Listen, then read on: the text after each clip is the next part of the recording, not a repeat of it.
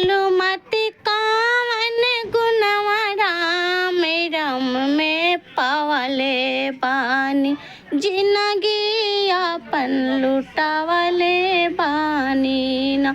ए हनुमति कावन गुणवा राम राम में पावले बानी, जिंदगी अपन लुटावले बानी ना।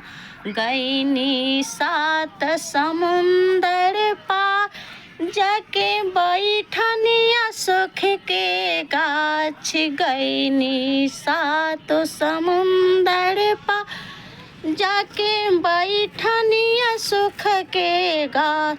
ओही गोछवे पर से राम कथा सुनावले बानी, जिंदगी अपन लुटावले बानी ना। ए हनुमति कावन गुणवा राम राम में पावले बानी, जिंदगी अपन लुटावले बानी ना।